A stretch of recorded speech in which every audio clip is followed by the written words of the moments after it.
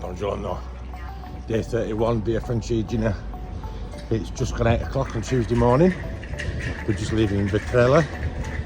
As you can see, it's market day. Oh, police are coming for me again.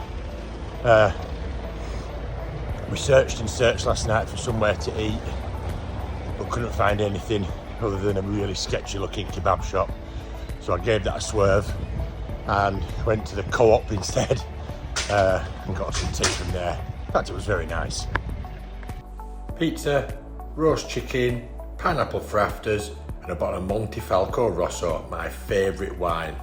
Bingo. So after scoffing my face and demolishing a full bottle of Montefalco Rosso, which helped me sleep really well, so this morning I had a good breakfast and I'm on my way to Sutri. Still not quite sure how many kilometres I've got left, because every time I look at a sign it's got a different number on it. But the one here says 87, so I don't know, somewhere around 87 kilometres to go. But only a relatively short day to Sutri today, so let's get going. One foot in front of the other, 4 more stages left, andiamo. After leaving the town and crossing the railway lines, we entered the forest and had a real treat. Just thought I'd treat to this bird song, have a listen.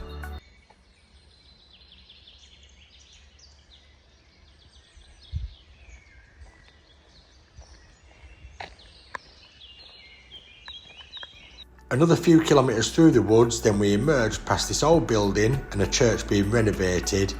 Then we had to cross this really busy road and enter the chestnut orchards, which seemed to go on for miles and miles. The chestnuts were just starting to grow.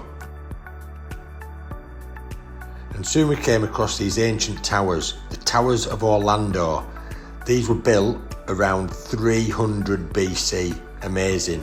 And we got to watch this bird of prey fly around. That was so nice. I've just had a video call from the gang at work. They were showing me some cakes that had been made and some some impressions of my face.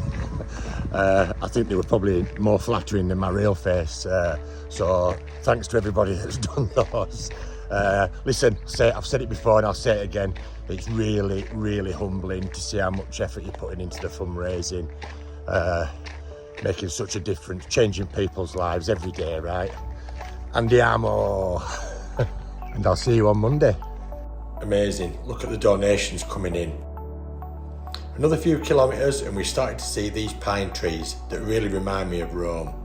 And then back through more and more hazelnut orchards. These things go on for miles.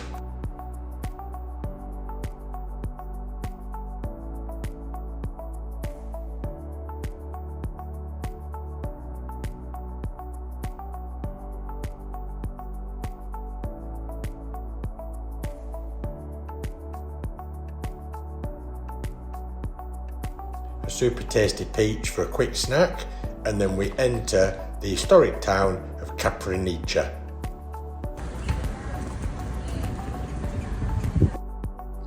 Decided not to stop in Capranica, so took a wander through the middle of the medieval town, took a visit to the church and gave some thanks.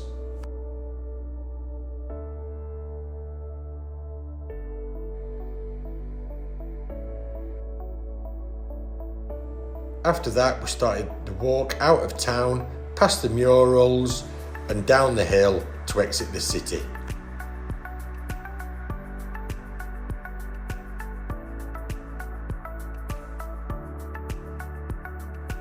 And then back into the cool of the forest with its paths, its streams and its beautiful waterfalls.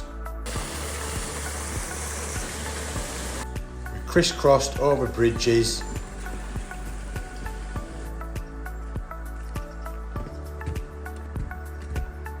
past terrifying looking serpents, until we finally emerged and saw Sutri on our left hand side. We've arrived at Sutri. That's 23.5 kilometres today, so not very far.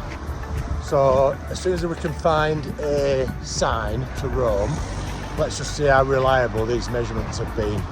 So it was 87 when I set off, done 23, call it, so it should be 64 kilometres to Rome from here, or thereabouts. And before we go up into town and get a beer, let's go and have a look at the amphitheatre. To get to the amphitheatre, you need to walk past these Etruscan burial sites. These predate Roman times. And here's the amphitheatre, carved out of the rock. This dates from 384 BC. Amazing.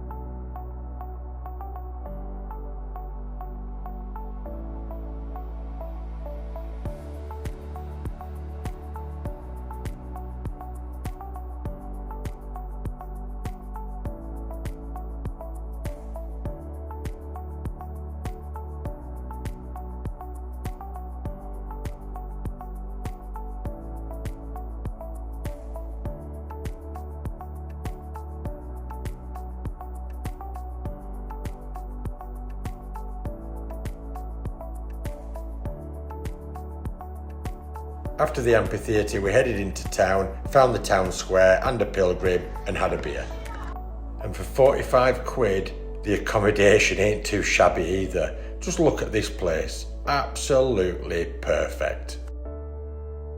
Complete with a picture of Jim Morrison, who my eldest boy is named after.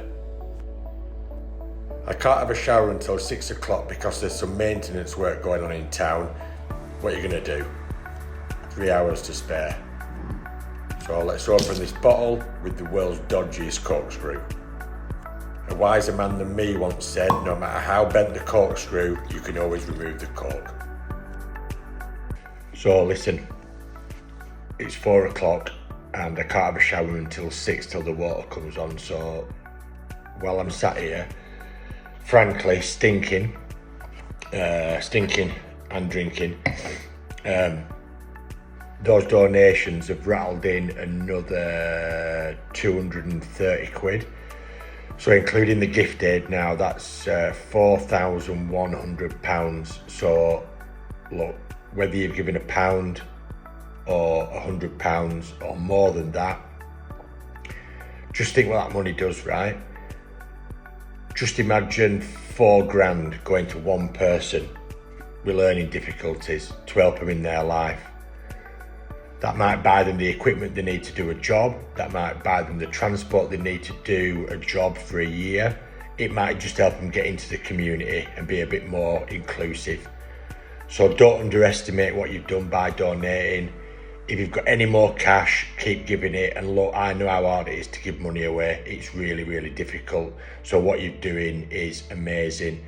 Thank you again for all the efforts that everybody's gone to. And I've just seen a comment on the Just Giving page, and I've realised it was Shabs that made all those cupcakes. Shabs, you know me well, although I think you've got my beard a little bit incorrect. It's far more grey than it is brown. But thank you anyway.